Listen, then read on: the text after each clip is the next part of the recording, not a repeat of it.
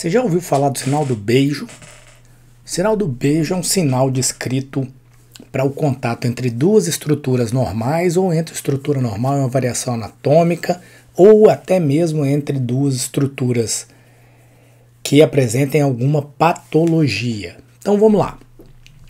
Ele é muito comumente escrito para o contato entre os ovários, ali o kissing ovaries, que fala a favor de endometriose, né? Os ovários crescem e acabam causando uma aderência de um com o outro ali por causa dos endometriomas.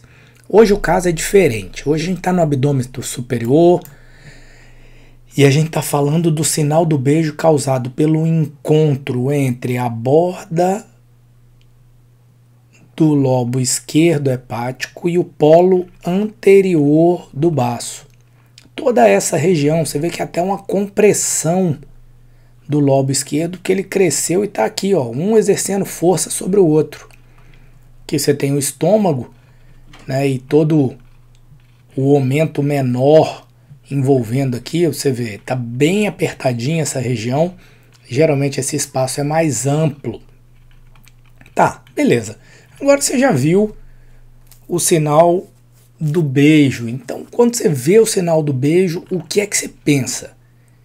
Em aumento. Geralmente o aumento é hepático e esplênico. Isso faz com que os dois se toquem. Mas você pode ter isso também relacionado só à hepatomegalia ou à esplenomegalia, raramente. Porque aí você tem que ter um baço muito grande para ele tocar um fígado normal. O mais comum é que você veja esse sinal no cenário de aumento do hepático e aumento esplênico. Aí você pode falar, beleza, Rodrigo, isso é garantido ou tem alguma forma de eu avaliar as dimensões hepáticas? O que não falta é jeito de medir as coisas na radiologia.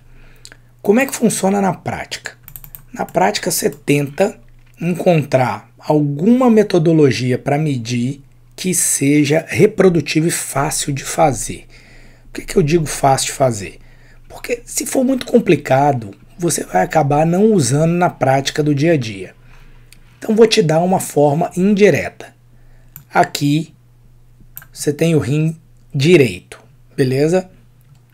Uma forma indireta de você fazer isso é olhar o polo inferior do lobo direito. Se ele ultrapassar o limite do polo inferior do rim direito, você está olhando para uma hepatomegalia.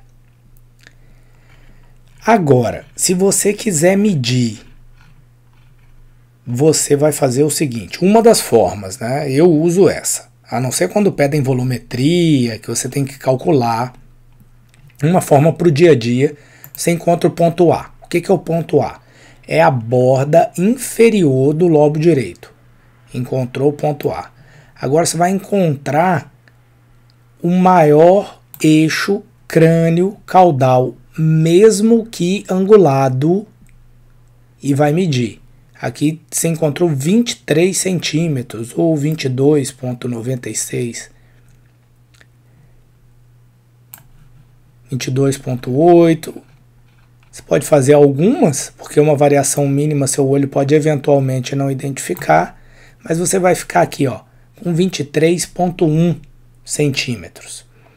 Show de bola. Mediu, encontrou 23 centímetros. Qual que é o valor do normal? Essa é a primeira pergunta.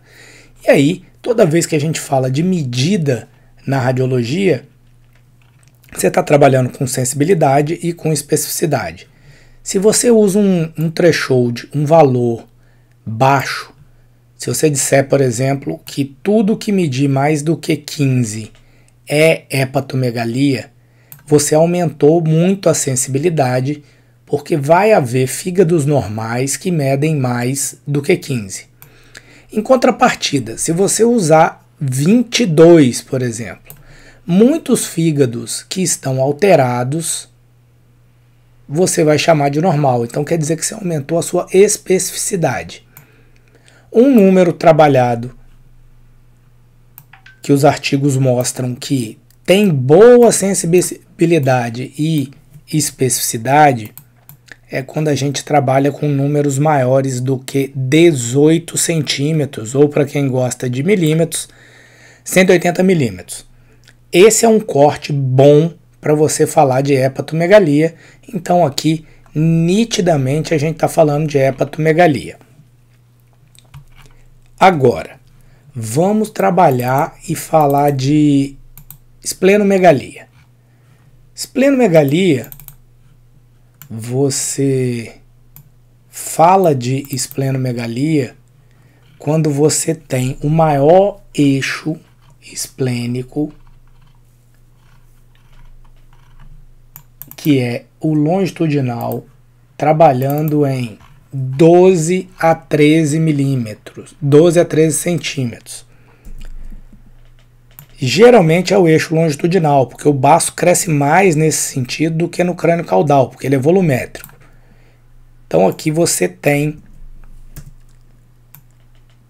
15 centímetros. Você pode falar, pô, acho que aqui vai dar um pouquinho mais, 14,8, 14,9, 15,2. Eu gosto de ser bem criterioso com as medidas, porque isso é comparado depois, você precisa medir direitinho. 15,1. Então, se você tiver aqui maior do que 12 ou 13, a literatura discute isso bem. Se você usar 13, você está sendo mais específico do que se você usar 12. Outro achado indireto é se ele ultrapassar a borda inferior do rim. Perceba, se você ultrapassar a borda inferior do rim, você está aumentando o quê? A especificidade, porque ele vai ter que estar muito grande, ele vai ter que estar aqui, ó, entrando na fossa ilíaca esquerda. Tá, agora você já aprendeu 2 jeitos de fazer isso. Agora, se você for fazer o volume, o índice esplênico, você vai pegar o maior eixo crânio-caudal e vai multiplicar pelo produto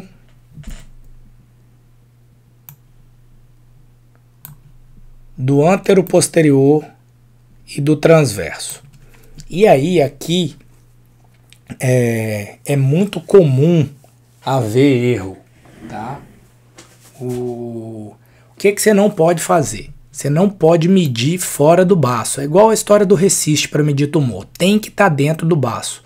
Você vai encontrar o maior eixo. E aí, ó, aqui é baço, ó. Tá vendo? Aqui é baço. Então, por isso que eu tô medindo até ali atrás. Não tô parando aqui. Tô medindo até aqui. Porque eu tô fazendo um scroll, ó. Tô vendo que essa pontinha aqui é baço, ó. Então, quando você mede o maior, você traça uma linha perpendicular ao maior que esteja dentro do baço. Se esse eixo estivesse aqui, você não pode fazer isso, porque você está medindo fora do baço. A linha tem que estar completamente incluída no baço. Rodrigo, por que você não incluiu esse pedacinho? Ó? É um músculo intercostal, tá vendo? Então, agora que você mediu, tá com as 3 medidas. Como é que você faz? Faz o produto. Então a gente tinha 15,1 no longitudinal por 14,8 por 11,2. 2.502. Não multiplica por nenhum fator de correção, nada. O que você está calculando é um índice. O índice não tem unidade.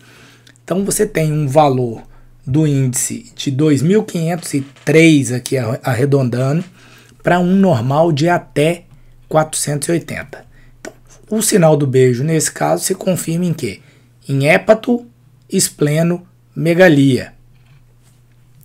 Espero que vocês tenham gostado desse vídeo. Se você gostou, comenta, compartilha com alguém. Se você tem alguma outra forma que você usa no seu dia a dia, que seja mais prática do que essas, sugere aí embaixo para a gente multiplicar. A gente faz um outro vídeo mostrando como vocês fazem. Vai ser boa essa troca de experiência e depois a gente fala dos demais achados desse exame. Um abraço e até o próximo vídeo.